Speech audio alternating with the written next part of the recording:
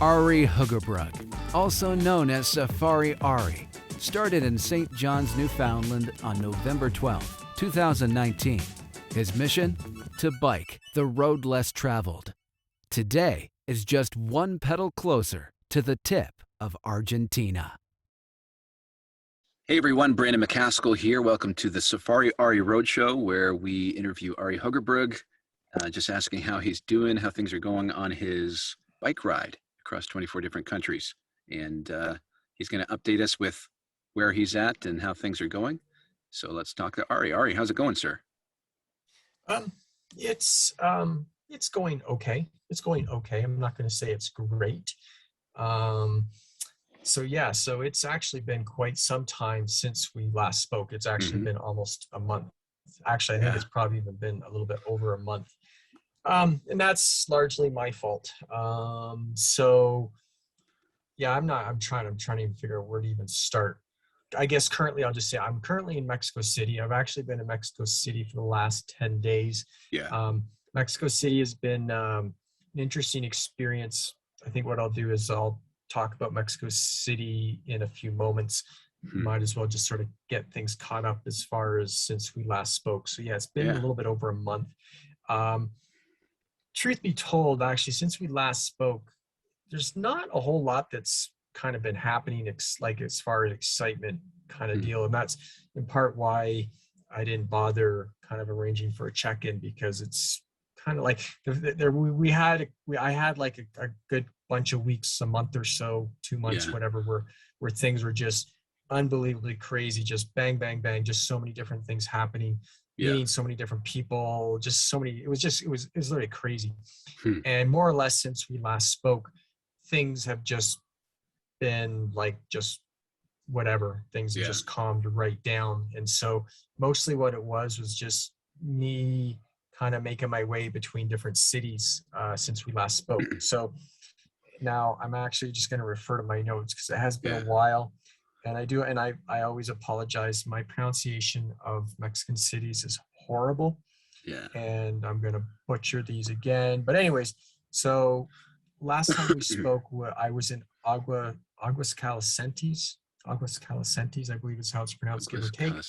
And that was where I was being hosted by a guy who had been following my bike ride for 22 months, which was just unbelievably crazy kind of deal. But ever since I left there, basically things have been pretty calm, pretty laid back as far as any excitement kind of deal. Anyways, from there I went to Leon. That was an easy one to pronounce, but I probably still screwed it up. Anyways, from there I went to Guanajuato. Yeah. Actually, that's probably been my favorite city. That was actually, I'll just mention, that city is super cool. It's all on mountains. Everything, it's in this valley, mountains. There's actually 8 kilometers of roads underneath the city. Just crazy. Just cool. It was the first time in my entire life I've actually come to an intersection under a mountain. So it's one thing to have a tunnel through a mountain, but there was actually intersections. There was bus stops underneath this mountain. And the houses were really beautifully painted, like, pinks, yellows, oranges, reds. And so when you viewed them on like the mountainside, it was actually a pretty beautiful city. I'm going to say it's probably one of my favorite cities to date, as far as Mexico goes, as far as beauty. So I was there for a few days anyways. From there, I went to a city called Quatero. I know I'm screwing that up too. Anyways, that was typical traditional Mexican city, cobble streets, lots of cathedrals. I was there for a few days.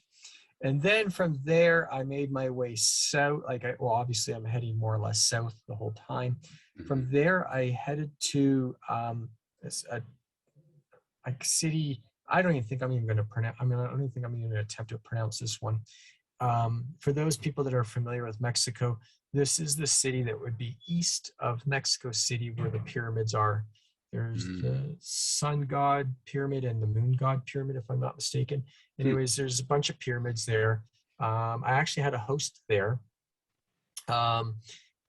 That was through a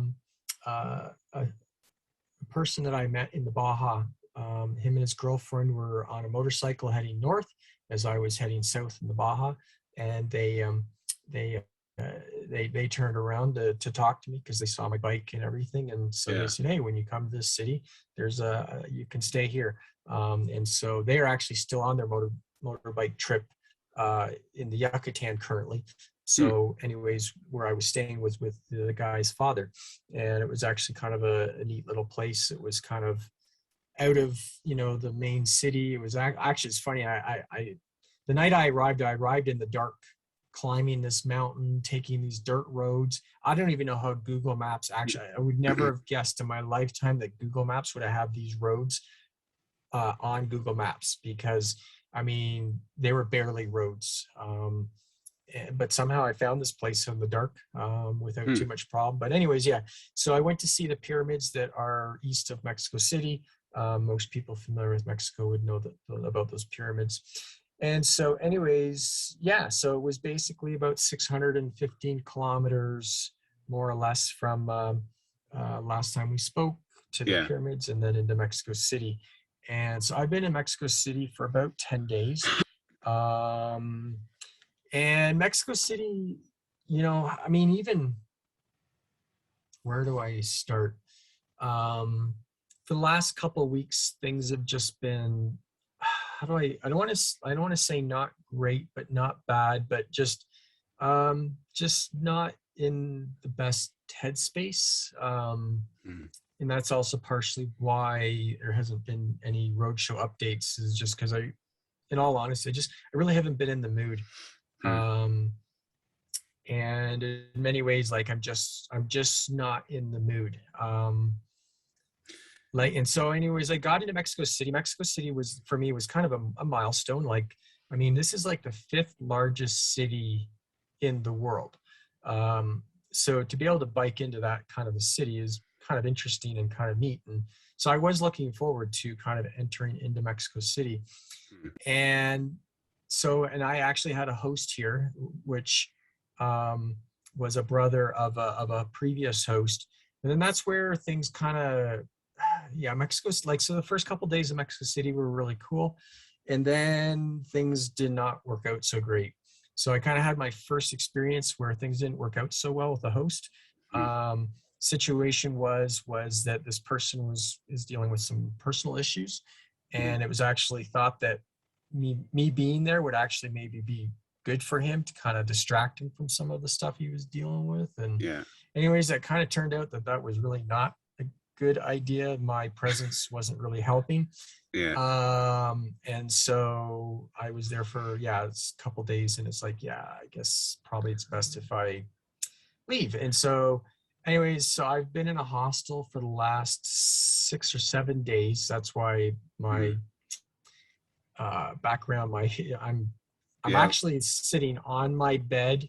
The way these so basically it's a plywood box. So and then there's a curtain.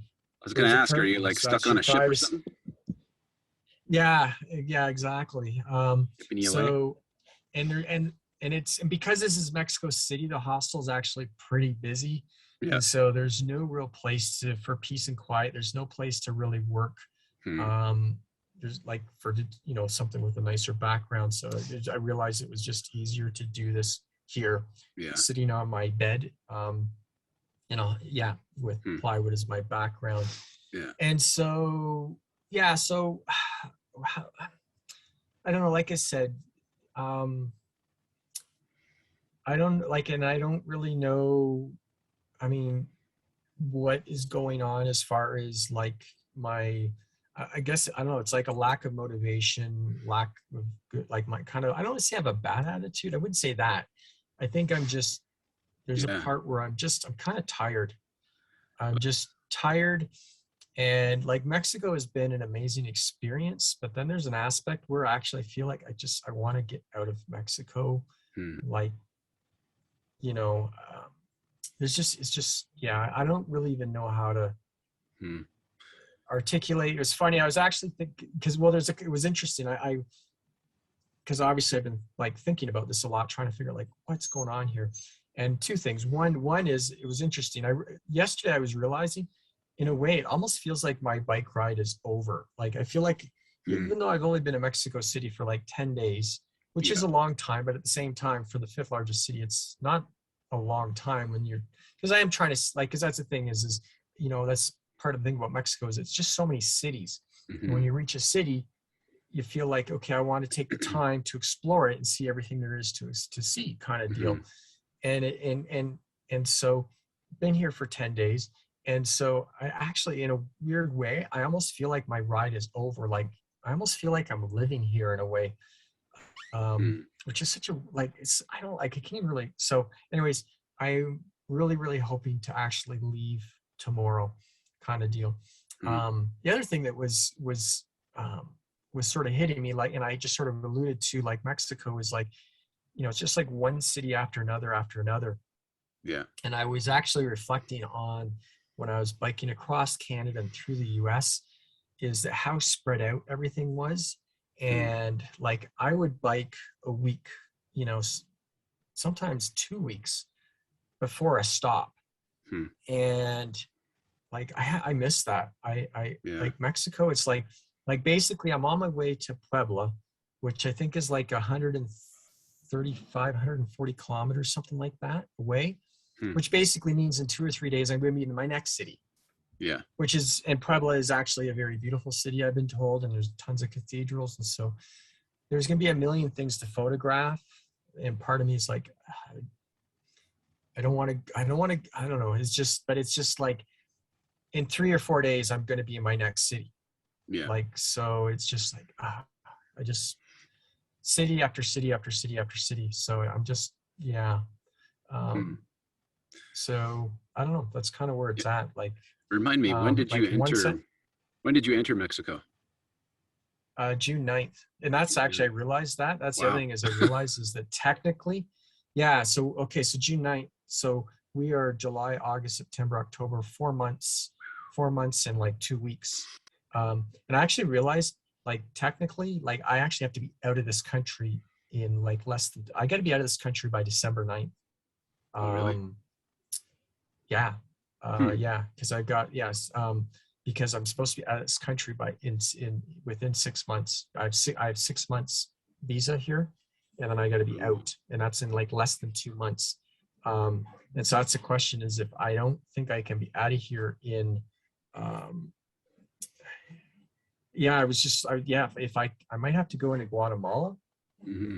Because the thing is I wasn't, because there's the future of the ride is in the air, in the sense I may have to just call it the end of the ride when I get to Belize. I was actually not going to go into Guatemala. I was just going to stay in Mexico. Right. And so I was thinking, well, maybe I might have to jump into Guatemala for a day to get my passport stamped and then come back into Mexico if I can't enter Belize by December 9th. Yeah. So I don't know, like, I don't know. Like I said, it's just, I apologize for the rambling.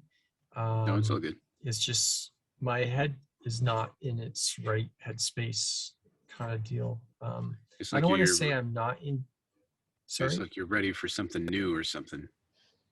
Yeah. In a sense, like in a sense I am, like, basically from getting, like, the last couple of weeks, like, getting myself here.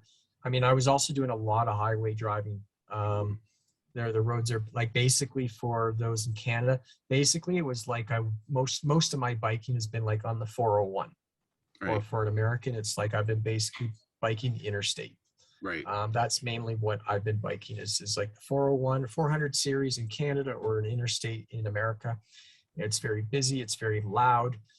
Usually my camping is only like a few hundred feet off the highway, and you've got the trucks all night long with their engine brakes, and they don't have engine mufflers down here like they have in Canada or the States.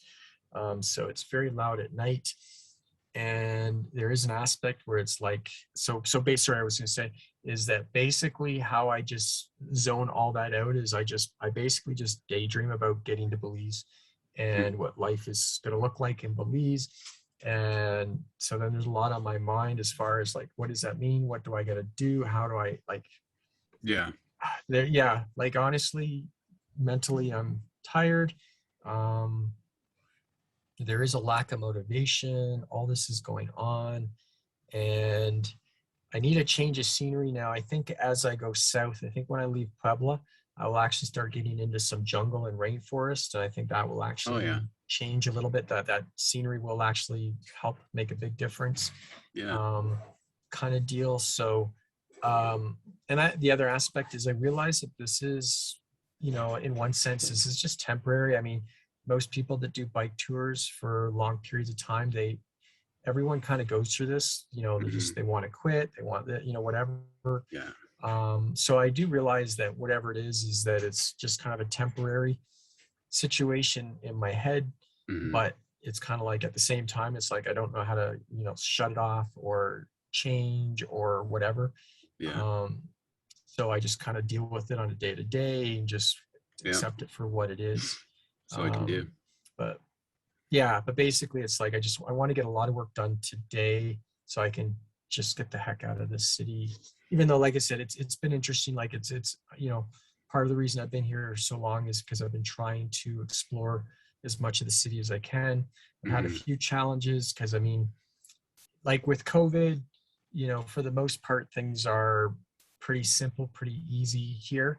But then it's like I'm visiting these museums, and it's like some of the museums, there's ushers everywhere in museums, and they're just like, walk here, walk there, don't walk there. This is closed. You can walk here. It's just enough already kind of deal. And so it's just like, I just want to get to Belize, home, in the jungle, peace and quiet.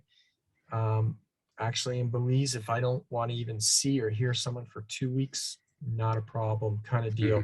Here I can't go 20 seconds without running into someone. I can't go 10 seconds without running into someone. In Belize, 2 weeks, if I don't want to see anyone, no problems. So but you're right. It's just something changed. Part of me, I need a change kind of deal.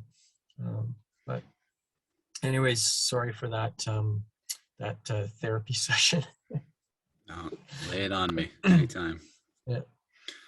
Awesome. Well, thank you for that update, Arie. Hoping that it is what it is. This mental fog clears up for you, and that you can jump back on that bike and do what we all love watching you do. So thanks for that. And thank you guys for watching. Please subscribe to the channel. It always helps us out. And please share this video if you feel led to. And thank you. Catch you in the next video. Bye for now.